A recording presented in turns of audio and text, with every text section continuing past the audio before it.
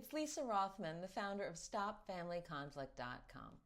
Okay, up next in our series, I Can't Collaborate Because if I tell my kid what's really going on with me, it's going to freak them out.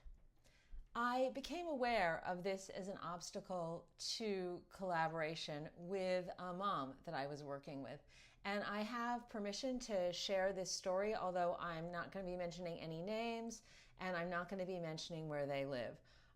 All you need to know is that they're immigrants. And so they live in a country that the mom was not born in. Okay, and so the situation is that the mom has a son, and the son is 12, 13, and he has long hair, and it's beautiful hair, absolutely beautiful hair. And what happens is that if he goes for 3 or more days without washing his hair, his mother starts getting concerned. To her eyes, his hair starts looking greasy, starts looking dirty. And so she doesn't like that at all. We'll find out more in a minute about why that is. And so she has been forcing him to wash his hair, and she's training him on how to wash his hair so that it's super thorough. And she just keeps insisting, you've got to wash your hair. And he's like, what is going on here? He's like, you are controlling my life. Why are you being so mean to me? This is how you always are. You just want to control me all the time and be mean. And she has the sense like, what is this coming from? All I want his hair to be clean. This is in his best interest. So deep breath. And I asked her, what was so important to her about him washing his hair every 3 days so that it doesn't look greasy to her eyes, doesn't look too oily in her opinion? And she said there are 2 reasons. One is I'm concerned that he'll be teased or mocked by his friends. And the other is that I'm concerned that if his hair appears dirty to other people, it will play into some racist stereotypes associated with the immigrant community that she comes from. So I asked her if she had shared her concerns with her son. And she said, absolutely not.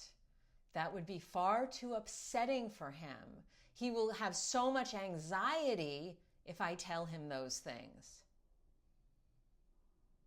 She said he isn't even seemingly aware that he's a member of an immigrant community. He talks about the plight of immigrants without seemingly even understanding that he himself is in an immigrant family.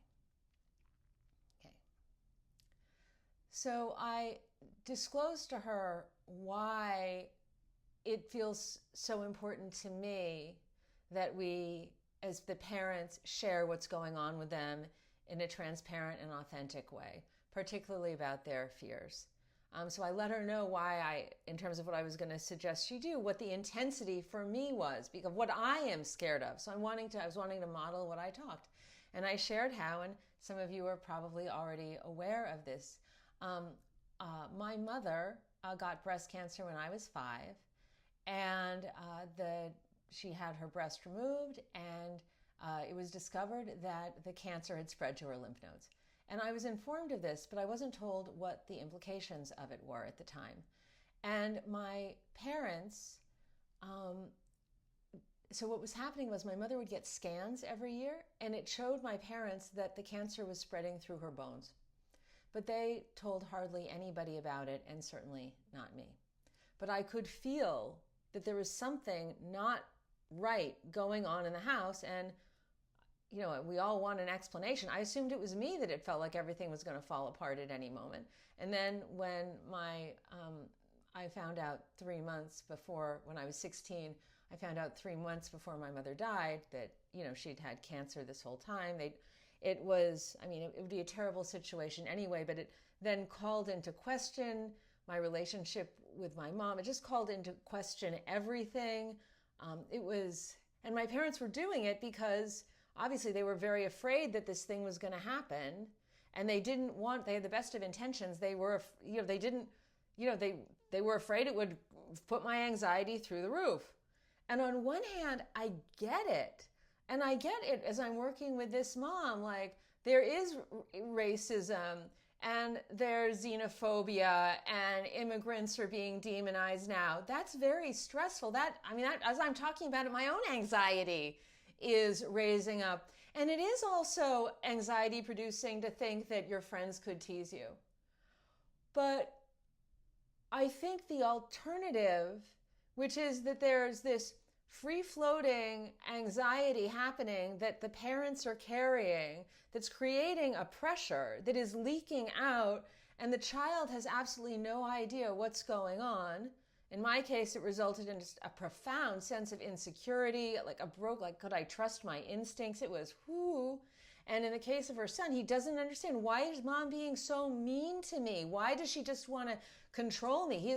She just seems like, this fascist dictator, just arbitrarily just asserting her authoritarian rule. He comes up with a story about what's going on. And so I think that is far less preferable than being transparent and saying, yes, I'm imagining this would cause anxiety, and I'm right here with you in the anxiety. I'm here to co-hold the anxiety. I'm here for us to figure out a way to navigate this. And so what that could look like with her son is, yes, I have been very intense about this because I'm afraid of two things. And then she could share what those two things are.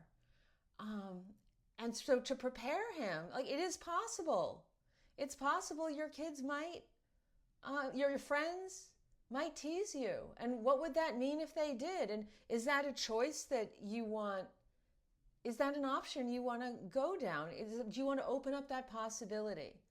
And then, she could also have a, conversation. I think initially it's with herself.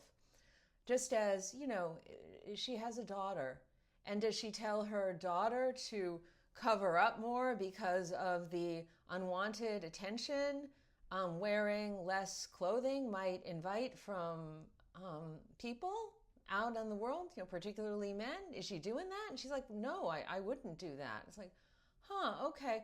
And so she's like, okay, so what do I want to do in terms of this conversation I want to have about what it means that we're immigrants? And that can be a completely separate conversation from the issue around the hair. Or maybe she'll figure out some way to say, I realize, I'm internalizing some of these racist stereotype ideas, and I don't want to do it. But in thinking about your hair, this was part of the pressure that I was experiencing. Or there's a whole host of other possibilities.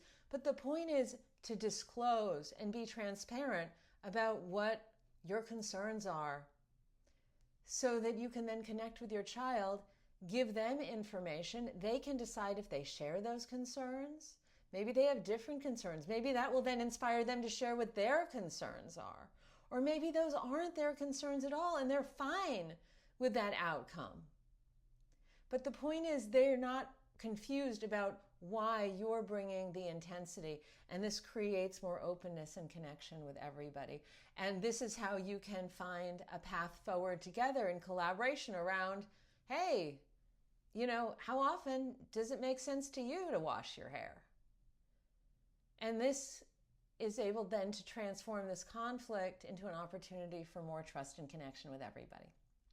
So, the next time you become aware that you've got intensity with your child, really wanting to make them do something, that power over, what are your fears? Own them as your own, and then disclose them so you can find a path forward together. All right. Bye for now. Me again.